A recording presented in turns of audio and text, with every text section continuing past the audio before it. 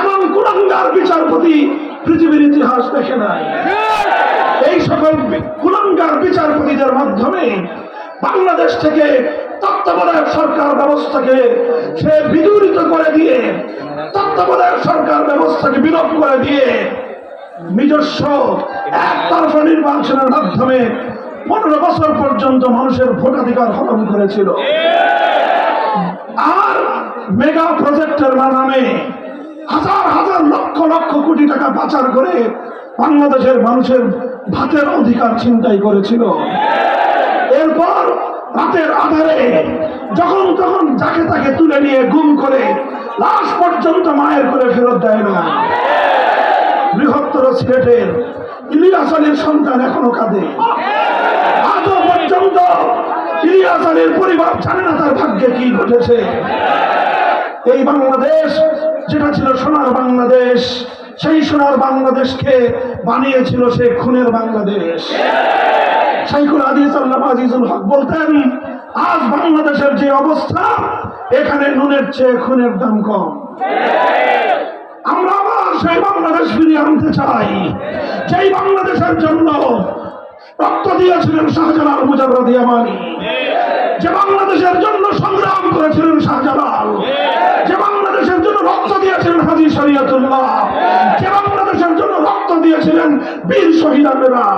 সংগ্রামী সাথী ও বন্ধুগণ, আমি আপনাদেরকে আহ্বান জানাই, ইনশাআল্লাহ আমাদের যে সংগ্রাম শুরু হয়েছে, এই সংগ্রাম একটি পূর্ণাঙ্গ বৈষম্যহীন সমাজ গঠনের সংগ্রাম। এই সংগ্রাম ন্যায় এবং ইনসাফ ভিত্তিক সমাজ গঠনের সংগ্রাম। রাষ্ট্রীয় সকল প্রতিষ্ঠানগুলোকে ধ্বংস করে দিয়েছিল। বিচার ব্যবস্থার কথা কি বলবো? নিম্ন আদালত, উচ্চ আদালত, সর্বোচ্চ আদালতের প্রধান বিচারপতি আওয়ামী লীগের দলীয় মুখপাত্রে পরিণত হয়েছিল। পৃথিবীর ইতিহাসে এমন কুলাঙ্গার বিচারপতি পৃথিবীর ইতিহাস দেখে নাই। এই সকল কুলাঙ্গার বিচারপতিদের মাধ্যমে বাংলাদেশ থেকে তত্ত্বাবধায়ক সরকার ব্যবস্থাকে সে বিদূরিত করে দিয়ে, তত্ত্বাবধায়ক সরকার ব্যবস্থাকে বিলোপ করে দিয়ে নিজস্ব একতরফা নির্বাচনের মাধ্যমে 15 বছর পর্যন্ত মানুষের ভোটাধিকার হরণ করেছিল। আর মেগা প্রজেক্টের নামে হাজার হাজার লক্ষ লক্ষ কোটি টাকা পাচার করে বাংলাদেশের মানুষের ভাতের অধিকার ছিনতাই করেছিল।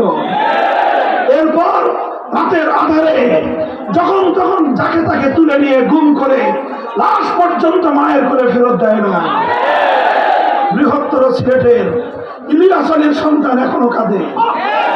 আজও পর্যন্ত ইলিয়াস আলীর পরিবার জানে না তার ভাগ্যে কি ঘটেছে।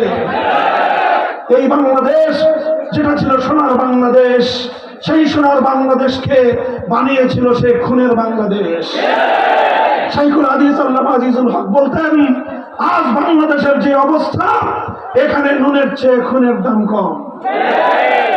আমরা আবার সেই বাংলাদেশ ফিরিয়ে আনতে চাই, যেই বাংলাদেশের জন্য রক্ত দিয়েছিলেন শাহজালাল মুজাররদ ইয়ামানী, যে বাংলাদেশের জন্য সংগ্রাম করেছিলেন শাহজালাল, যে বাংলাদেশের জন্য রক্ত দিয়েছিলেন হাজী শরীয়তুল্লাহ, যে বাংলাদেশের জন্য রক্ত দিয়েছিলেন বীর শহীদানেরা। সেই বাংলাদেশ আমরা গড়ে তুলব ইনশাআল্লাহ। বৈষম্য বিরোধী ছাত্র জনতা মাঠ ছেড়ে দেয়নি। আগামীকাল শহীদ মার্চের ঘোষণা দিয়েছে। আমি বাংলাদেশ খেলাফত মজলিসের পক্ষ থেকে ছাত্র জনতার এই শহীদ মার্চের কর্মসূচির সাথে সংহতি প্রকাশ করছি। ইনশাআল্লাহ যতদিন পর্যন্ত ফ্যাসিবাদের সকল শক্তি বাংলাদেশ থেকে পরিপূর্ণ মূলোৎপাটন না হবে, ততদিন পর্যন্ত আমাদেরকে রাজপথে অবস্থান ধরে রাখতে হবে। আমরা চাই বাংলাদেশ সকল মানুষের অধিকার প্রতিষ্ঠিত হবে। হিন্দু, বৌদ্ধ, খ্রিস্টান, সকল সংখ্যালঘু এবং ধর্মপ্রাণ বাংলাদেশের মুসলমানরা যার যার ধর্মীয় স্বাধীনতা নিয়ে এদেশের সম্প্রীতি সৌহার্দ্যপূর্ণ পরিবেশে বাংলাদেশ তার লক্ষ্যমানে এগিয়ে চলবে। অন্তর্বর্তীকালীন সরকারের প্রতি আহ্বান, 2009 সাল, 13 সাল, 14, 15, 16 2021, 2024 সালে যত মানুষকে হত্যা করা হয়েছে, যতগুলো গণহত্যা পরিচালিত হয়েছে, প্রতিটি হত্যাকাণ্ডের সুষ্ঠু বিচার নিশ্চিত করতে হবে। বাংলাদেশের সাথে ভারতের বন্দি বিনিময় চুক্তি রয়েছে, সেই চুক্তির মাধ্যমে খুনি হাসিনাকে ধরে এনে বাংলার মাটিতে বিচার করতে হবে। যদি সরকারের কেউ কোন মহল খুনি হাসিনার বিচারকে বাধাগ্রস্ত করবার চেষ্টা করে, তার বিরুদ্ধে বাংলাদেশের মানুষ গর্জে উঠবে।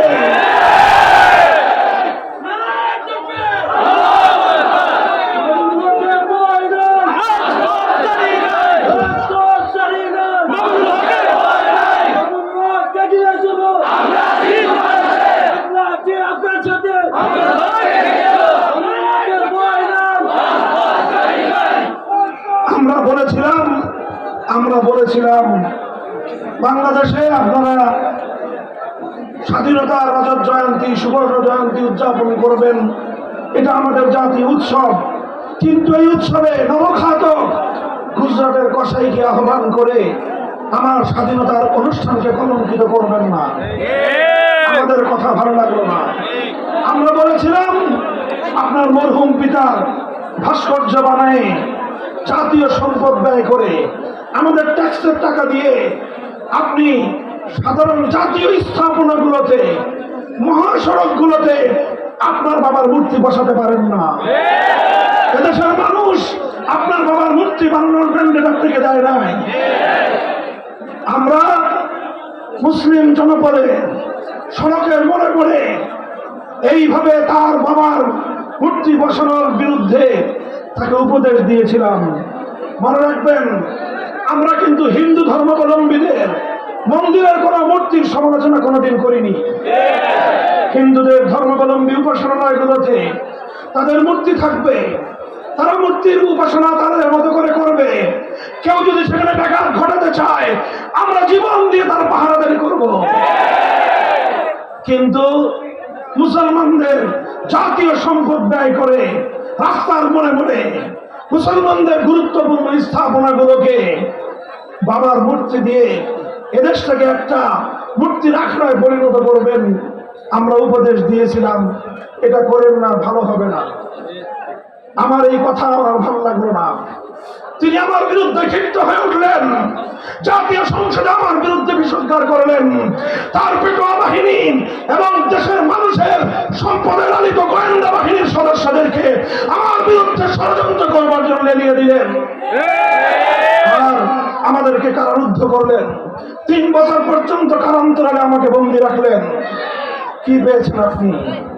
আপনি মনে করেছিলেন জোর করে এদেশের জনগণের কাঁধের উপর আপনার বাবার মূর্তি বসিয়ে দিবেন। 5ই আগস্ট এদেশের মানুষ প্রত্যক্ষ করেছে, জোর করে মানুষের উপর কোন আদর্শ চাপিয়ে দেওয়া যায় না।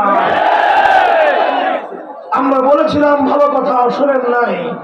এখন গোটা বাংলাদেশ থেকে আপনাকে আপনার বাবার নাম সহ উৎখাত করে দিয়েছে। বাংলাদেশে আর আওয়ামী লীগের রাজনীতি চলার কোনো সুযোগ নাই। আওয়ামী লীগের রাজনীতি প্রতিহিংসার রাজনীতি, শেখ হাসিনার রাজনীতি স্বৈরতন্ত্রের রাজনীতি, শেখ হাসিনার রাজনীতি জুলুম শোষণের রাজনীতি, শেখ হাসিনার রাজনীতি ফ্যাসিবাদের রাজনীতি, শেখ হাসিনার রাজনীতি বিভাজনের রাজনীতি, শেখ হাসিনার রাজনীতি বাংলাদেশ থেকে সম্পদ লুটপাট করে পাচার করার রাজনীতি। অন্তর্বর্তীকালীন সরকারকে বলবো, বাংলাদেশের অর্থনৈতিক যে ক্রাইসিস, এই সংকট উত্তরণে পাচার করা সকল টাকাগুলো ফেরত আনার ব্যবস্থা করেন। পাচারকারীদেরকে বিচারের কাঠগড়ায় দাঁড় করিয়ে জনতার সামনে দৃষ্টান্তমূলক বিচার প্রতিষ্ঠা করুন। এভাবে হত্যাকাণ্ডের বিচার, অর্থ লুটপাটের বিচার, দুর্নীতির বিচার করে আগামী দিনে একটি জুলুম বৈষম্যহীন একটি সমাজ গড়বার জন্য আমরা এগিয়ে আসি।